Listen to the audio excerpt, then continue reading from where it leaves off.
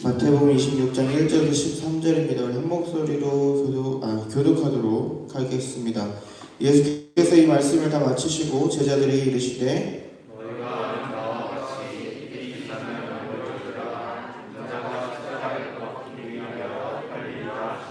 그때 대제사장들과 백성의 장로들이 가야바라 하는 대제사장의 관정에 모여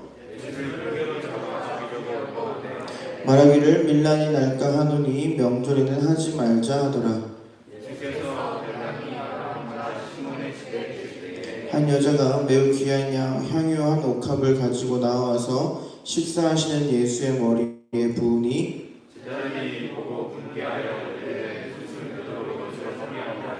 이것을 비싼 값에 팔아 가난한 자들에게 줄 수 있었겠도다 하거늘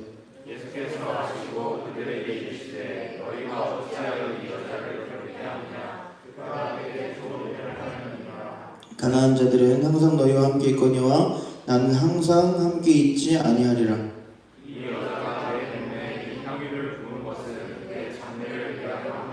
내가 진실로 너희에게 이르노니 온 천하에 어디서든지 이 복음이 전파되는 곳에서는 이 여자가 행한 일도 말하여 그를 기억하리라 하시니라. 아멘. 오늘 말씀 제목 같이 한번 읽어보도록 하겠습니다. 시작.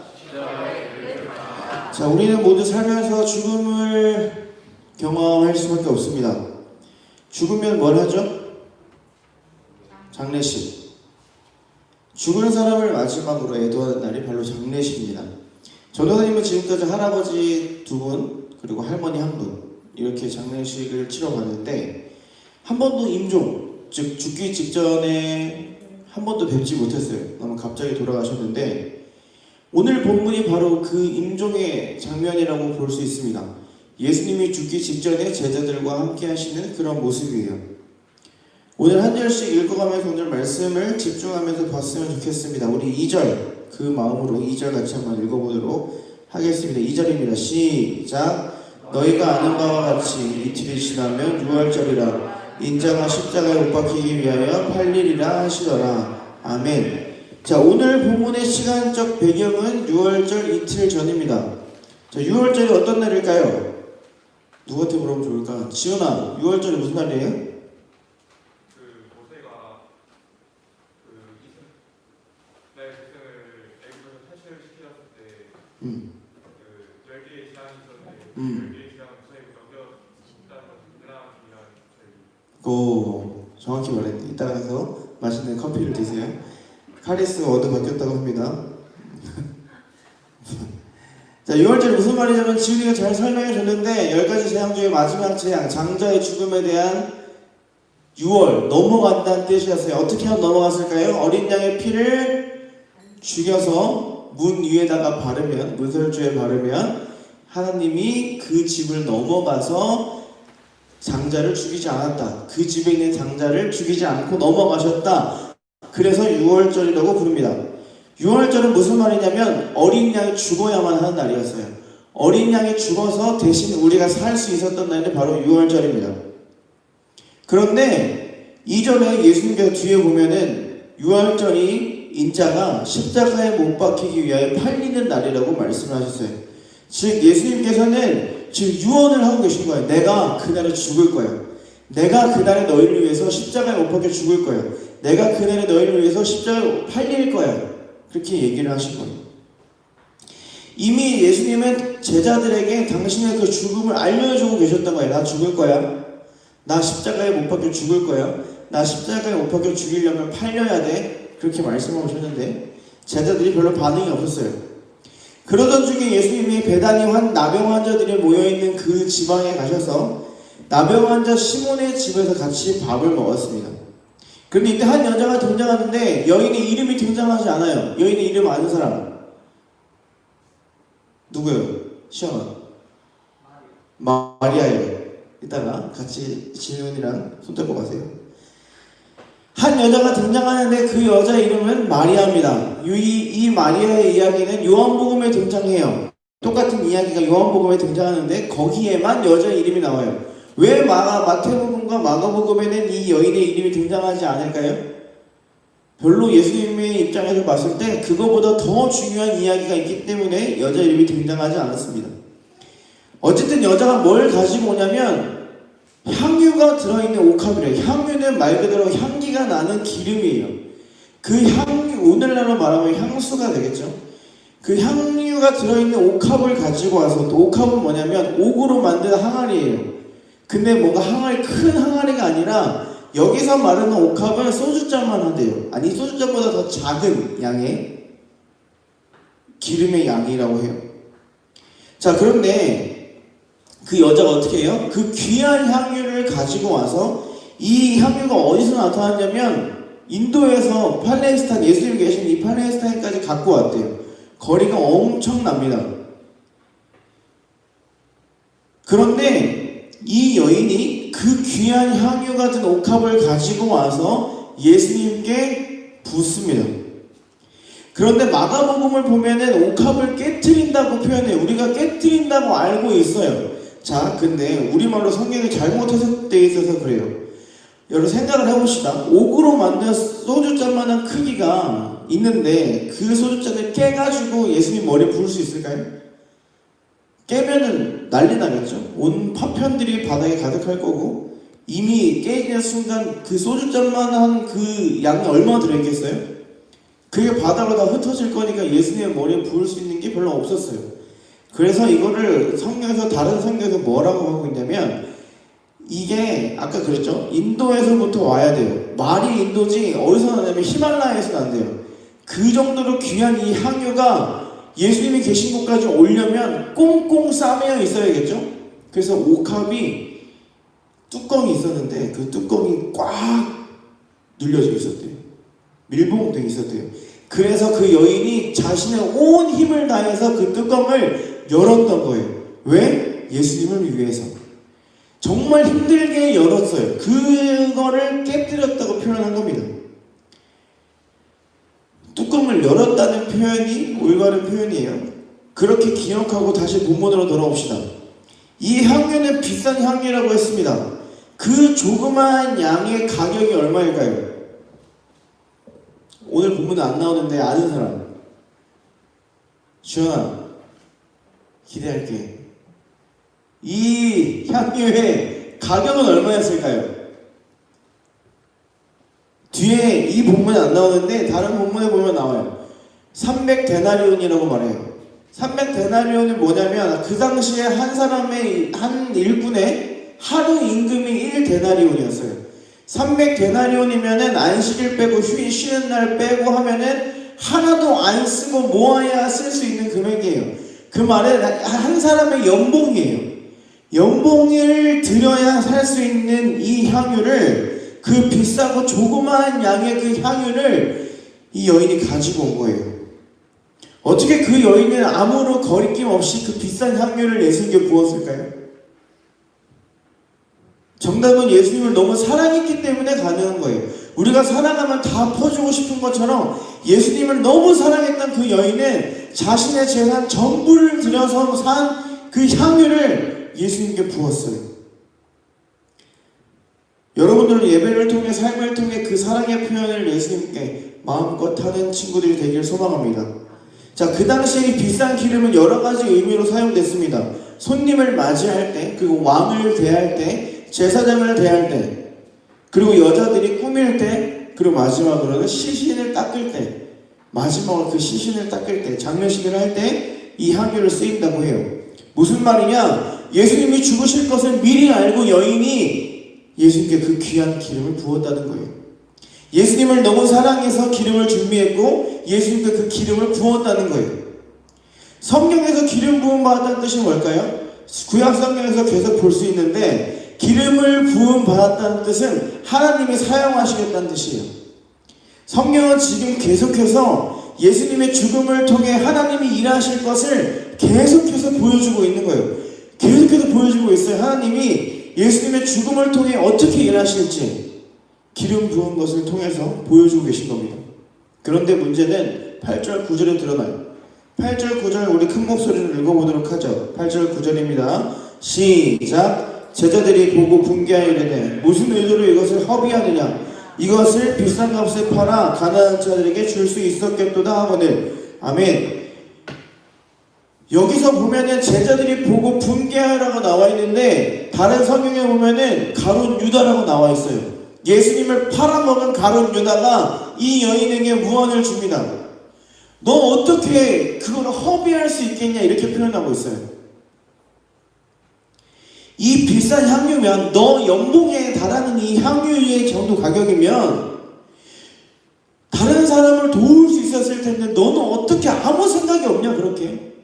예수님이 그렇게 사람들을 구제해야 된다고 어려운 사람들을 도와줘야 한다고 평생 동안 그렇게 사역하며 가르치셨는데 너는 그 예수님을 따른다고 하면서 어떻게 멍청하게 아무 생각도 없이 그 비싼 향유를 예수님께 부어 예수님이 좋아하실 것 같아? 이렇게 가룟 유다가 예수님을 나중에 팔아먹는 그 가룟 유다가 조롱합니다. 그런데 이 반응이 이상하지 않은 게 당시 유대인들에게는 그런 율법이 있었어요. 전통이 있었는데 6월절 전후로 해서 어려운 사람을 도와주는 것 그게 전통이었습니다. 그걸 전통으로 알고 있고 율법으로 지키고 있던 사람들이었기 때문에 이 가룟 유다가 했던 말이 이상하게 들리진 않았을 거예요. 그 비싼 기름을 이웃을 사랑하고 도우라고 가르친 예수님 앞에 부었다는 것 제자들이 난리를 칠 수 있을 만한 충분한 이유가 됩니다. 그러니 예수님이 뭐라고 말씀하시냐면 같이 한번 읽어보도록 하겠습니다. 10절입니다. 시작. 예수께서 아시고 그들에게 이르시되 너희가 어찌하여 이 여자를 괴롭게 하느냐 그가 내게 좋은 일을 하였느니라. 아멘. 이 여인이 나한테 좋은 일을 했는데 너네 도대체 나한테 왜 그러는 거야? 이 여자가 나한테 좋은 일을 해서 좋은 마음으로 나에게 기름을 부었는데 왜 너희는 너희의 혀로 너희의 말로 이 여인을 못살게 주냐는 거예요. 이 여인이 내가 죽을 것을 알고 미리 나에게 기름을 부어줬는데 도대체 너네는 뭐가 그렇게 잘나서 이 여인을 나무라냐고 혼내고 계신 거예요. 그리고 13절 내가 진실로 너에게 이르노니 온천에 어디서든지 이 복음이 전파되는 곳에서는 이 여자가 행한 일도 말하여 그를 기억하리라 하시니라. 즉 이 여인이 했던 좋은 일을 기억할 수 있도록 복음을 전할 때 같이 전하라고 말씀하셨어요. 사랑하는 여러분, 여인의 행동을 통해서 예수님이 뭐라고 말씀하셨냐면 좋은 일이라고 말씀하셨어요. 그런데 여기서 말하는 이 좋은 일과 똑같은 단어가 어디에 쓰이냐면 예수님 하나님이 이 세상을 창조하셨을 때 다 창조하시고 뭐라고 하셨어요? 하나님 보시기에 심히 좋았더라. 그 좋았더라랑 똑같은 말이에요. 무슨 말이냐? 여자가 했던 일은 하나님이 창조하셨을 때처럼 완벽했다라는 거예요. 그의 시기가 너무나도 적절했다는 거예요. 이 여인이 기름을 부은 게 제자들 눈에는 너무나도 말도 안 되는 상황처럼 보였지만 예수님의 눈에는 너무나 타이밍이 완벽했다는 거예요. 너무 보시기에 좋았다는 거예요. 정리하자면 마리아는 예수님을 너무 사랑해서 자신의 전 재산도 같은 그 향유를 그 소주잔보다 작은 양의 그 향유를 예수님께 부었습니다. 아무 망설임 없이 죽음을 앞두고 있는 그 예수님한테 부었어요. 그게 바로 예수님을 향한 사랑의 표현이었습니다. 오늘날로 말하면 예배가 되겠죠. 그게 바로 여인의 예수님을 향한 장례식 준비였어요. 예수님을 보낼 준비를 하고 있었던 거죠. 자, 그러면 우리가 뭘 봐야 되냐면 우리의 모습이 과연 어떤 모습이냐는 거예요. 예수님의 죽음을 준비해서 자신의 모든 것을 드린 여자의 모습일까요? 아니면 그런 사람을 나무라고 있는 제자들의 모습일까요? 선생님 항상 예수님의 제자처럼 살아가라고 하는데 오늘 말씀에서는 그렇게 말할 수가 없는 거예요.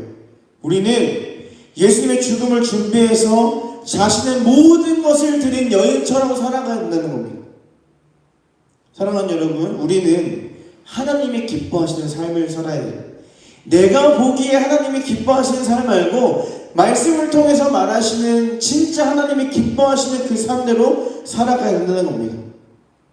우리는 하나님이 오늘 말씀하신 좋은 일을 하면서 살아가야 돼요. 그 일은 바로 나의 것을 내려놓고 주님 앞에 엎드리며 살아가는 것. 그게 우리에게 필요하다는 겁니다.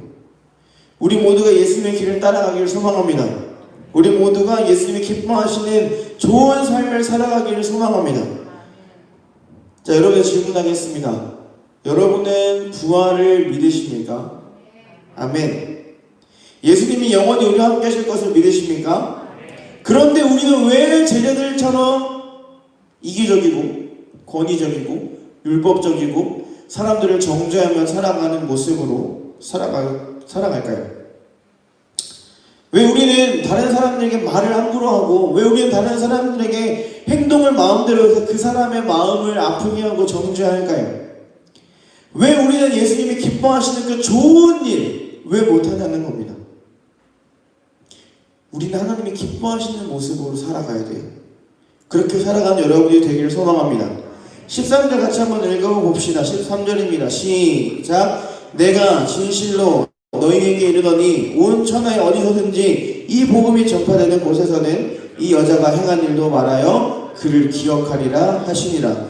아멘. 자, 다시 보면은 복음이 전파되는 곳 어디서든 그 여인을 기억하라고 말씀하셨어요. 자, 그런데 우리가 복음을 전할 때 이 마리아에 대해서 설명을 하나요? 성현아, 전도할 때 마리아에 대해서 설명한 적 있어요? 진수 있어요? 우리가 예수님께서 분명히 말씀하셨는데 우리 왜 안 지킬까요? 예수님께서는 지금 이 마리아에 대해서, 마리아라는 인물에 대해서 설명하라고 말씀하신 것이 아니라 예수님의 죽음에 대해서 사랑과 헌신의 모습으로 나왔던 그 마리아의 모습을 보신 거예요. 그러니까 우리도 사랑의 표현으로, 헌신의 표현으로 주님께 나아오라고 그거를 전해야 한다는 겁니다. 복음을 위해서, 십자가를 위해서 전해야 한다는 겁니다. 누구처럼? 마리아처럼. 오늘 본문의 마리아처럼 예수님의 십자가를 위해서, 예수님의 복음을 위해서, 예수님을 위해서 주님 앞에 나왔던 것처럼 우리도 예수님을 위해서, 복음을 위해서, 십자가를 위해서 전해야 한다는 겁니다. 여인의 전 재산이었던 향유처럼 우리가 할 수 있는 최선을 다해서 우리의 전부로 예수님을 위해서, 그 사랑을 위해서 좋은 일을 해야만 한다는 거예요. 사랑과 헌신의 마음으로 나온 사람을 제자들처럼 욕하는 것이 아니라 우리는 그 여인처럼 우리의 모든 것을 들여서 예수님 앞으로 나아가야 한다는 거예요. 전생도 몇 년 전까지만 하더라도 교회에서 술을 먹고 교회 온다? 엘리베이터를 타는데 술 냄새가 나요? 엘리베이터를 놨는데 담배 냄새가 나요? 그런 마음이 들었어요. 어떻게 당신이 교회를 오는데, 물론 속으로 어떻게 교회에 오는데 당신이 담배를 피고 올 수 있습니까? 거룩한 하나님의 성전에 하나님을 만나러 오는 이 자리에 어떻게 술을 마시고 올 수 있죠? 말이 됩니까? 속으로 그런 정죄하는 마음이 가득했어요. 그런데 그 사람이 교회에 온 마음속에 만약에 하나님의 사랑과 헌신의 마음이 있었고 그 사람 마음 가운데, 그 사람 몸 가운데 술과 담배가 연약한 부분이었다면 전사님은 잘못하고 있는 거예요.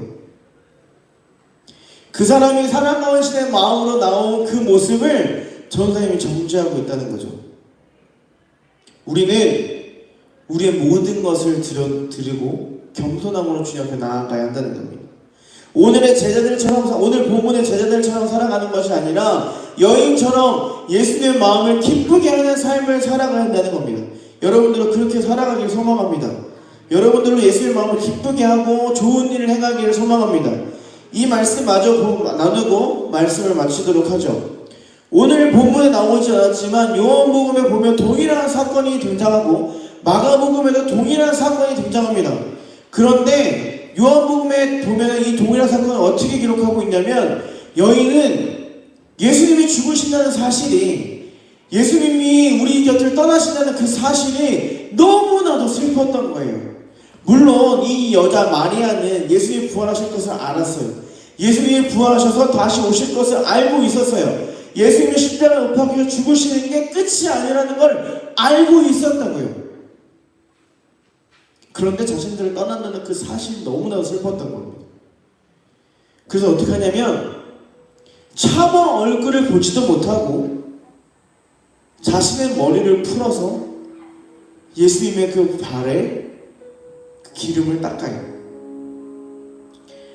여러분들이야 지금 여자들은 머리를 푸는 게 당연하다고 뭐 여자 머리 풀 수도 있지라고 생각할 수도 있지만 당시의 문화에서 여자가 머리를 푼다는 건 불가능한 일이었어요. 여자가 다른 사람들 앞에서 머리를 푼다고 하는 건 불가능한 일이었던 거예요. 자신의 치부를 다 드러내는 일이 바로 머리를 푸는 거였어요. 그래서 지금도 그 나라 사람들이 히잡을 두르고 있죠. 그런 시대의 문화 속에서 이 여인이 어떻게 하냐면 머리를 풀어요. 예수님 앞에 내 모든 걸 보여드리겠습니다 라는 뜻이에요. 머리를 풀고 어떻게 해요? 차마 얼굴 보지도 못하고 눈물을 흘리면서 그 다리를, 그 발을 닦고 있는 거예요. 예수님이 다시 오신다는 걸 믿지만, 부활하실 것을 믿지만, 그래도 예수님이 죽으러 고난을 당하며 죽으신다는 그 사실이 너무나도 슬퍼서, 그래서 자신이 할 수 있는 최선이 뭐예요? 내 전 재산을 들여서 가장 좋은 향유로 주님 앞에 나왔던 겁니다. 내가 할 수 있는 게 이거밖에 없으니까. 내가 할 수 있는 게 고작 이거밖에 없잖아요. 내가 할 수 있는 최선을 다해서 할 수 있는 게 고작 그 향유가 그거밖에 없었던 거예요. 근데 그거라도 주님께 드리고 싶어서, 물론 하나님 앞에 그 아무것도 아니었겠지만 그 여인이 할 수 있는 최선이 그거였어요. 그래서 자신이 할 수 있는 최선으로 향유가 된 옥합을 준비해서 예수님께 드립니다. 자신이 1년 동안 일을 해서 살 수 있는 그런 금액이 아니죠. 1년 동안 돈을 벌었으면 먹기도 하고 사기도 하고 쓰기도 하는데 그거 하나도 안 해야 살 수 있는 이 향유 옥합을, 향유 같은 이 한 옥합을 그 금액의 돈을 들여서 기름을 사서 어떻게 하냐면 예수님께 망설임 없이 부어요. 왜? 예수님 너무 사랑했기 때문에 그런 거예요. 하나님은 왜 이 이야기를 성경책에서 보여주실까요? 왜 오늘 우리에게 이 말씀을 보여주실까요? 너도 비싼 향유를 사야 된다. 너도 너 가진 돈, 내가 알고 있으니까 그 돈 전부를 들여서 나한테 가지고 와라.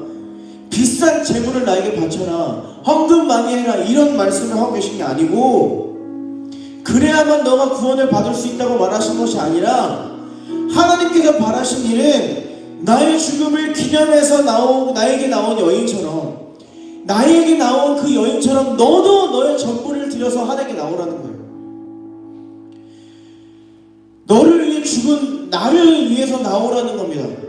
내 십자가를 위해서, 이 여인처럼 내 십자가를 위해서, 내 복음을 위해서, 내 죽음을 위해서 너도 나오라는 거예요. 그리고 그것을 기억해서 복음을 전할 때 반드시 그 여인이 했던 것처럼 예수를 위해, 복음을 위해, 십자가를 위해 전하라고 말씀하고 계신 거예요. 사랑하는 여러분, 기독교는, 교회는, 예수를 머리로 한 몸된 교회는 하나님을 예배하는 곳입니다. 하나님께 우리 전부를 맡기는 게 교회예요. 하나님이 인도하신 대로 살아가는 곳이 바로 교회입니다. 자신의 최선을 다해서 나온 여인처럼, 자신의 전부를 하나님께 아낌없이 드렸던 그 여인의 모습처럼 여러분들도 이 예배에 최선을 다해서 나와야 되는 거예요. 온라인 예배냐 오프라인 예배가 중요한 게 아니라, 오프라인이면 오프라인, 온라인이면 온라인, 그 앞에 하나님 앞에 최선을 다해서 내 전부를 들여서 하나님 앞에 나와야 된다는 거예요. 헌금 많이 내라는 이야기가 아닙니다. 반드시 이 예배당에 참석하라는 이야기가 아닙니다. 이 자리에, 여러분들의 그 예배 현장에 목숨 걸고 앉아 있으라고요. 목숨 걸고 예배 드리라고요. 그 여인이 자신의 전부인 그 향유를 드린 것처럼 여러분들도 여러분의 전부인 그 목숨을 걸고 이 예배당 안에 앉아 있으라는 겁니다. 그냥 예배에 관람하지 마시고, 저 혼자 토크 콘서트 하고 있는 거 아니잖아요. 저 혼자 여러분들에게 강연하고 있는 거 아닙니다. 저 혼자 여러분들에게 이 성경 말씀을 해석하고 있는 게 아니에요. 수업하고 있는 게 아니라 우리는 한마음 한뜻으로 하나님께 예배하고 있는 거예요. 하나님이 기뻐하시는 모습으로 나오라는 거예요. 자, 그럼 돌이켜볼 수 있겠죠. 과연 내 모습이, 과연 지금 내가 예배드리는 태도가 하나님을 기뻐하시는 기뻐하실 태도가 맞는지 우리 돌이켜야 합니다. 그리고 거기에서 그치는 것이 아니라 오늘 말씀의 제목처럼 여인의 모습처럼 우리는 복음을 위해서, 십자가를 위해서 그 십자가의 길을 전하는 일을 해야 한다는 겁니다. 사랑하는 여러분, 예수님을 믿는다는 건 결코 쉬운 일이 아닙니다. 예수님을 믿는다는 건 그냥 예배라는 종교의식에 참여하기 위해서, 내 안에 평안을 얻기 위해서 하는 종교가 아닙니다. 그런 종교는 밖에 많아요. 요가만 해도 자신의 삶을 다스릴 수 있어요. 자신의 마음을 다스릴 수 있다고 이렇게 말을 합니다. 그런데 기독교는, 교회는 정신 수양하러 오는 것이 아니에요. 내 마음을 다잡기 위해서 오는 곳이 교회가 아닙니다. 내가 하나님을 예배했더니 마음이 잡아지는 거고, 내가 하나님을 예배했더니 내 마음 평화가 오는 거지, 그게 바뀌어서 내가 예배를 드리는 이유와 목적이 내 안에 삶의 평화를 얻기 위해서, 내 마음에 좀 평안을 얻기 위해서 예배 드리는 게 아니라는 겁니다. 그래서 예수님을 믿는다는 게 결코 쉬운 게 아닙니다. 주일날 예배 나온다는 게 결코 쉬운 일이 아니에요. 하지만 예수님은 그보다 더 어려운 일을 행하시는 거예요. 예수님은 우리를 사랑해서, 너 한 사람을 사랑해서 예수님은 더 힘든 일을 하셨다고, 더 어려운 일을 하셨어요. 아니요, 어떻게 보면 불가능한 일을 행하셨어요. 뭐예요? 십자가에 못 박혀 죽으셨어요. 누구를 위해서? 나를 위해서, 우리를 위해서 십자가에 못 박혀 죽으셨다고요. 예수님은 그보다 더 쉽지 않은 죽음을 우리에게 선물로 주셨으니까, 부활을 선물로 주셨으니까 우리 함께 그 예수님과 동행해야 한다는 거예요.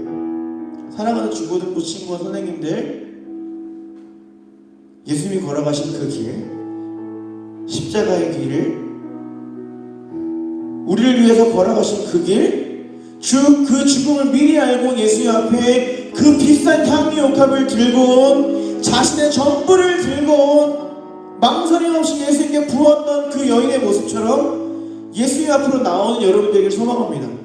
내가 드릴 수 있는 게 정말 더 많이 드리고 싶지만, 전부를 드려서 더 좋은 걸 드리고 싶지만, 더 많은 향유를 드리고 싶어서 예수님 몸에 전부 바르고 싶었지만, 자신이 드릴 수 있는 최선의 것, 소주 한 잔만큼의 그 소주컵만큼도 안 되는 그 양을 주님께 드렸던 것처럼, 자신이 할 수 있는 최선을 다해서 이렇게 드렸던 것처럼, 여러분들도 여러분들 최선을 다해서 여러분 삶 가운데, 예배 가운데 그 하나님이 기뻐하시는 모습으로 살아가는 여러분이 되기를 주님의 이름으로 소망합니다. 그래서 십자가의 길을 전하고 예수를 위해, 십자가를 위해, 복음을 위해 마음껏 달려나가는 여러분이 되기를 소망합니다. 그때 여러분들 마음 가운데 하나님의 평강이 넘칠 줄 믿습니다. 하나님의 은혜가 흘러 넘칠 줄 믿습니다. 같이 기도하죠. 하나님, 주님이 우리를 위해서 걸어가신 그 길, 죽음의 길, 그 고난의 길, 예수님의 명예를 위해서가 아니라, 예수님의 이름을 위해서가 아니라 나를 위해서 하신 줄 믿습니다. 우리가 그 사실을 기억하게 하여 주시옵소서. 그냥 예배 때 듣고 돌아가는 것이 아니라 그 사실을 계속 기억하고 살아갈 수 있도록 인도하여 주시옵소서. 주님, 내 마음 가운데 예수의 평강이 넘치기를 소망합니다. 근데 그 전에 내가 주님을 먼저 예배하기를 소망합니다. 주님, 내가 주님께 내 전부를 드려 예배하기를 소망합니다. 주님 앞에 자신의 전부를 드려, 자기가 더 하고 싶지만 자신의 최선을 다해서 그 예수님 앞에 나왔던 그 여인의 모습처럼 우리가 이 예배 가운데, 그리고 우리 삶의 예배 가운데 우리 최선을 다해서 예배를 드릴 수 있도록 인도하여 주셨소서. 그래서 하나님이 보시기에 좋은 일, 하나님이 보시기에 기쁜 일을 감당하게 하시고, 우리가 하나님의 나라를 확장하는 데 쓰임받는 한 사람 한 사람의 도구가 될 수 있도록 주님 인도하여 주셨소서. 예수님과 동행하는 한 주가 되게 하시고, 예수님의 말씀을 따라 살아가는 우리가 될 수 있도록 인도하여 주셨소서. 그 죽음을 미리 알고 예수 앞에 나온 그 여인처럼, 망설임 없이 예수님께 그 비싼 향유를 부었던 여인처럼 우리도 예수님 앞으로 나아가는 그런 한 주가 되기를 소망합니다. 주님, 우리의 삶을 인도하여 주셔서 주님께 우리의 모든 삶 가운데 함께 해줄 줄 믿사오며 우리 주 예수 그리스도 이름으로 함께 기도드렸사옵나이다. 아멘.